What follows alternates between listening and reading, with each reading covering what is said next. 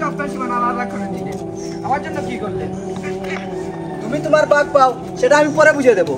এখন বলো, আমি তোমার বড়, কি বড় হবো? তুমি আমার ছোট। ছোট। তাহলে আমি যে সিদ্ধান্ত নেবো সেই সিদ্ধান্ত অবগতি তুমি থাকতে হবে। আমার যে সীমানা আমি ভাগ করেছি সেটা আমি বুঝবো, তোমার সীমানার সিদ্ধান্ত দ্বারা আমি পরে করবো। গ্লাস পানি নিয়ে যা। শুনো, তুমি আমার ছোট ভাই, মা বাবা মরে যাওয়ার পর আদরে লালিত পালিত তোমাকে আমি করেছি। তোমার প্রতি আমার হক রয়েছে না? রয়েছে রয়েছে।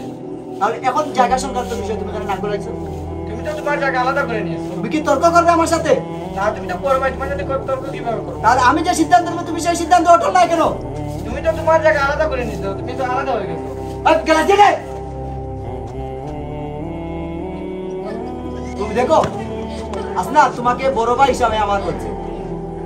তুমি যদি আমি বড় ভাই সাথে সামান্য জায়গা জমিনে বিরোধ করতে চাও করতে পারো। আমি আমার সিদ্ধান্ত অটল, তোমাকে আমি একটিও জায়গা আমি দিতে পারবো না। মানলে না মানো, না মানলে চলে যাও। যাও, যেতে পারো। বাড়িতে থাকো আর তুমি জমি নিয়ে থাকো, তোমার সিদ্ধান্ত। এটা এইরকম বললে হবে?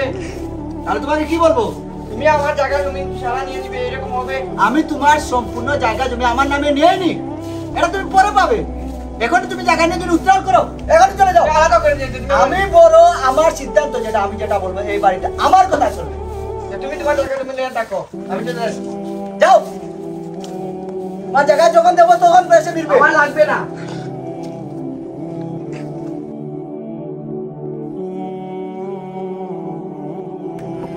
বড় ভাই, ছোট ভাইয়ের সাথে এরকম ব্যবহার করা ঠিক হয়নি। আজ ওর জন্য, এই ছোট ভাইয়ের জন্য কাজের ছেলেটাও জ্ঞান দিচ্ছে। যা, তোমার কাজ করো তুমি।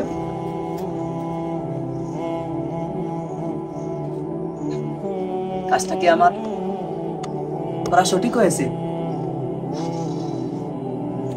আমি জানি না। আমি শুধু এটাই জানি, এই দুনিয়ায় টাকা আর ধন সম্পত্তি সব। যদি তোমার টাকা থাকে, যদি তোমার ধন সম্পদ থাকে, তাহলে কত ভাই মিলে।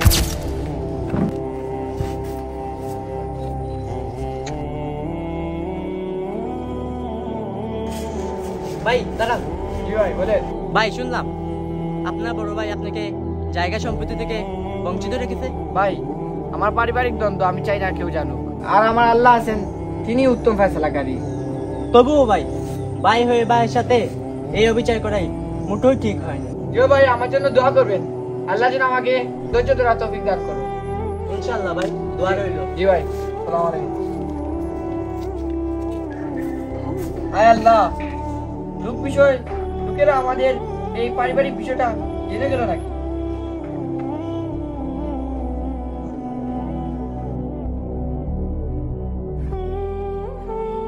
কাগজটা নিয়ে তাড়াতাড়ি, এখন যেটা রেডি করেছি তাড়াতাড়ি আয়।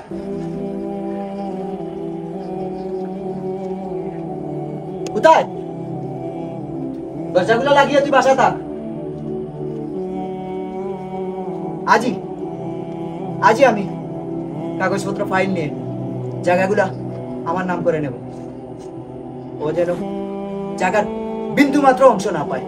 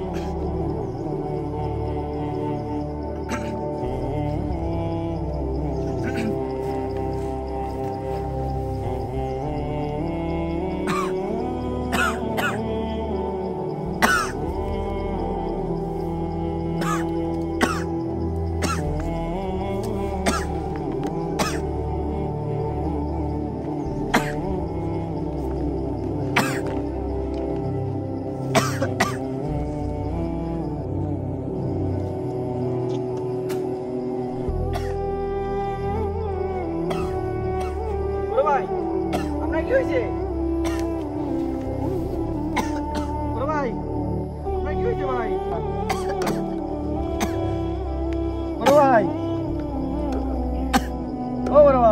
আসনাদ ভাই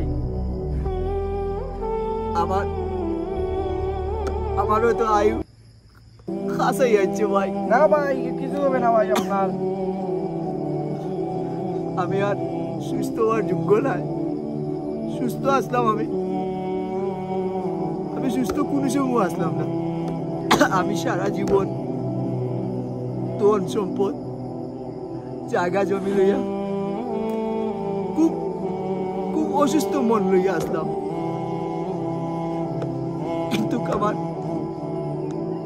আমি জানতাম না আমার ভিতরে ভিতরে যত বড় বেমারিকটা বড় হয়ে যাব, আমি আর বাঁচতাম না। না ভাই বাস ভাই ভাই আস্তা কি ভাই আমার আয়ু কমিয়েছে ভাই।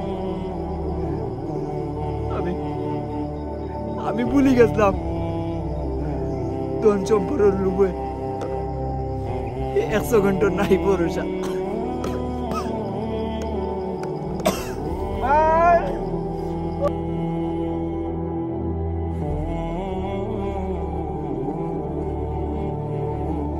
অন্যের হক মেরে খাওয়া আমাদের সমাজে প্রচলিত নিয়ম হয়ে গেছে। অন্যের হক আত্মসাৎ যারা করেন তাদের হিসাব কাল কিয়ামতের দিন বড়ই কঠিন হবে, বড়ই নির্মম হবে। তাই আল্লাহকে ভয় করি ও অহংকার মুক্ত জীবন গড়ি। ধন্যবাদ।